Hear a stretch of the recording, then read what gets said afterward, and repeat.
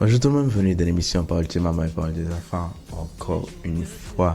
Aujourd'hui, samedi 27 avril 2024, extrêmement plaisir de vous retrouver aujourd'hui pour un nouveau live, pour un nouveau Parole de maman, pour un nouveau thème, comme toujours un thème particulier.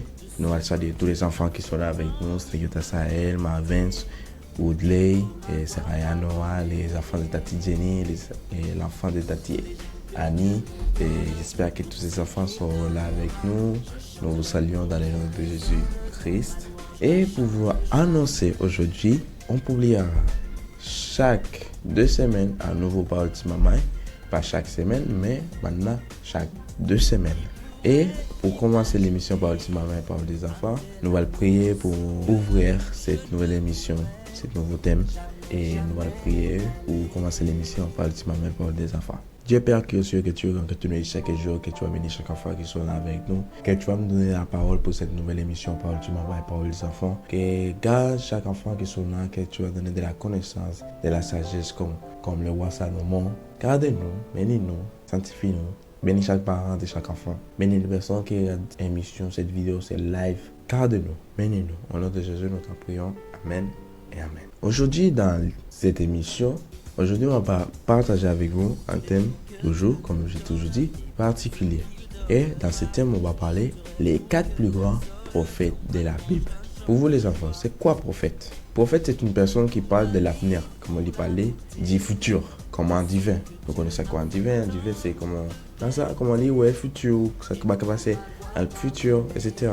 Mais une personne qui parle, mais cette personne, elle parle au nom de Dieu, comme celui qui représente Dieu sous la terre, qui baille message de sagesse et dénonçant le mal, distant des conduites à tenir, pour une conduite à tenir depuis ou petit jusqu'au grand. Mais dans la Bible, on peut retrouver 4 prophètes. Le premier s'appelle Isaïe, le deuxième Jérémie, Ézéchiel et Daniel. C'est 4 prophètes. Mais pourquoi il y a grand prophète?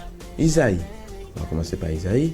Isaïe, le nom d'Isaïe, ça veut dire lui, Dieu sauve, ou lui, Dieu est salut. Pendant les jours sombres, le roi d'Israël et les raisins de Syrie envahissent Judée. C'est Isaïe qui conseilla au roi Aka: prends garde de toi, n'aie pas peur, ne laisse pas ton cœur s'affaiblir. Il marquait dans Isaïe 7, verset 4. Pour indiquer la courte période au cours de laquelle tu cours, ces rois ont été chassés, les prophètes a déclaré: voici la jeune fille, ça veut dire Marie, deviendra enceinte, elle enfantera un fils et donnera le nom d'Emmanuel. Et ça veut dire quoi Emmanuel? Emmanuel, ça veut dire Dieu est avec nous. Quand Isaïe exerça son ministre prophétique dans le royaume de Juda, il crée son royaume prophétique dans le royaume de Juda, côté littéraire. Il est dans l'entourage royal et ce oracle est une porte politique très caractérisée. Parmi ceux-ci, les prophéties sur Emmanuel, ça veut dire Jésus, ont une très grande importance en raison de leur messianique et leur influence sur la révélation chrétienne. La vocation d'Isaïe est surprenante parce qu'il rencontrait, il exprimait sous forme d'une vision extraordinaire. À l'issue de quoi, Isaïe est envoyé pour relayer la parole du Seigneur au peuple d'Israël, tous les peuples. Isaïe était là pour parler de la parole de Dieu, fait comment rencontrer ces choses comme une vision, comme on dit, extraordinaire. C'est pour ça qu'Isaïe était là. Mais une deuxième personne aussi, il y a Jérémie, dont le nom signifie, c'est-à-dire Dieu Israël. C'est un monde que tout le monde est attaché du prophétisme biblique. Ce qui est remarquable chez lui, c'est sa grande sensibilité et le rôle qu'il joue tant dans son assistance, dans les messages et dans la vie antérieure.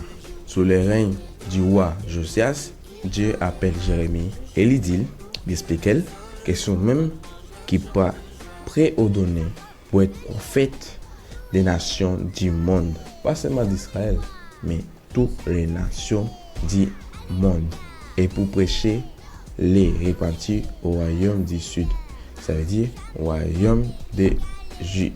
Il y a Ézéchiel aussi. Ézéchiel qui est le 3e prophète, le plus grand. Ézéchiel signifie force de Dieu. Il a consacré tout son esprit, tout son cœur, toute imagination à son ministère. Et une chose est sûre, c'est lui qui a profondément modélé le judaïsme, dont la réforme dans les années suivantes fut spécialement inspiré dans la partie de ces prophéties consacrées à la reconstitution ou la réorganisation de Juda après les années d'exil. Ézéchiel les prophétisait les jugements du Seigneur sur Jérusalem. Il expliquait pourquoi la famine, la désolation, la guerre, la peste, il va envahir les pays d'Israël. Si nous regardons dans Ézéchiel 25, 32, le Seigneur commandait à Ézéchiel de proclamer la méchanceté des nations qui entourent Israël et prophétise sur sa destruction. Et si nous allons, maintenant nous allons passer à Daniel. Si nous regardons dans Daniel, ça veut dire jugement divin ou Dieu est mon juge. Daniel, c'était une sagesse qui, grâce à cette sagesse, il gagnait la confiance du roi de Babylone, ça veut dire Nabucodonosor II. Daniel devient fonctionnaire de cour, interprète les songes du roi. Nous connaissons l'histoire de Daniel. Sa réputation lui permet de continuer son activité après la prise de Babylone par les Médès et les Perses. C'est lui qui donna le pouvoir, l'honneur, la richesse du monde entier, les sortes de tous les peuples, de toutes les tribus et toutes les langues lui obéissent, les servent. Son pouvoir sera éternel, c'est-à-dire jusqu'à tout temps, jusqu'à la fin, éternel aussi. Son royaume, car jamais il ne sera retiré. Daniel, de tout ce monde honnête, il était attentif aux autres. Il n'avait aucun cas leur cause du tort. Il n'aime pas se mettre avant au risque d'être parfois trop discret. Il est déprimé à bord, très attaché à l'ordre, aux règles préétablies. Il n'apprécie pas quelque chose dénoté ou sort du cadre. Si nous faisons un petit résumé, regardez, c'est Isaïe, ça veut dire Dieu et salut. Jérémie, ça veut dire aussi Dieu d'Israël. Ézéchiel, qui signifie force de Dieu. Et Daniel, Dieu est mon juge ou jugement divin. Ça veut dire, dans la Bible, dans vos têtes, on va le dire, dans la Bible, il y a plusieurs prophètes. Il y en a les 12 prophètes aussi, il y a ces 4 prophètes. Mais leur action, c'est grâce à leur action, certaines choses, c'est pas encore arrivé. C'est grâce à leur prophétie. Comme certaines prophéties, par exemple les prophéties de Daniel, certaines prophéties, à ce moment, c'est sûr qu'ils sont en train d'être accomplis. Les prophéties de Daniel, les prophéties d'Ézéchiel, les prophéties d'Isaïe, plein de tous ces, tu vois, c'est grâce à leurs prophéties et ces prophéties qui sont arrivées à leur époque, à l'époque des peuples d'Israël. Imaginons ces prophéties vont arriver ici, à ce moment, en notre année. Ces prophéties vont s'accomplir, j'en doute pas. Ça c'est sûr qu'ils vont s'accomplir parce que Dieu a dit toutes ces prophéties durant éternellement. Les prophéties de Daniel, Ézéchiel, toutes ces prophéties vont s'accomplir. Et c'est tout.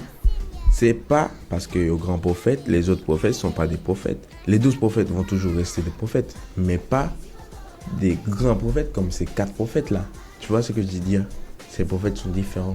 Dans la vie, il faut être sage, il faut être intelligent. Pas vraiment intelligent que tu sois vraiment personne très, très intelligent. On n'a pas demandé. Tu dois être sage, tu dois être une personne qui partage la parole de Dieu, même si la personne qui est devant toi n'est pas chrétien. Tu dois partager la parole du Seigneur avec cette personne. Même si à la fin, elle te dit, je ne suis pas intéressé, tu vas voir dans quelques années, c'est cette personne qui va te parler de Jésus. Il va te dire, Jésus est bon, Jésus est tel, même si tu es chrétien, il va te parler de Jésus. Soyez sage dans la vie. N'aie pas peur de parler à quelqu'un de Jésus. Et nous allons mettre un thème à l'émission Parole du Maman, Parole des enfants. Ça fait extrêmement plaisir de vous retrouver aujourd'hui. Et souvenez-vous que c'est chaque 2 semaines qu'on va publier un Parole du Maman et Parole des enfants. Ça fait extrêmement plaisir de vous retrouver une nouvelle fois dans l'émission et une nouvelle première pour mettre en thème à l'émission Parole du Maman et Parole des enfants. Dieu Père qui est sûr que tu regardes, que tu mets chaque jour, que tu vas garder chaque personne qui sont là, chaque enfant, chaque adulte, chaque parent, surtout, qui regarde cette émission, que tu vas garder, bénis-nous, sanctifie-nous, que tu vas nous garder en bas tes ailes que tu vas écrire dans les livres et que tu vas nous faire être sage, intelligent, pour accomplir tes prophéties, pour partager la parole de Dieu avec d'autres personnes, même si on ne connaît pas la personne, même si c'est un ami, même si c'est un membre de ta famille. Parle de Jésus. Que tu m'as fait parler de Jésus. Bénis-nous, regarde-nous. Au nom de Jésus, nous prions. Amen et Amen. Et nous vous disons à la semaine prochaine ou dans 2 semaines pour une nouvelle émission. Parle de maman, parle des enfants. Bye bye les enfants. Ciao, ciao.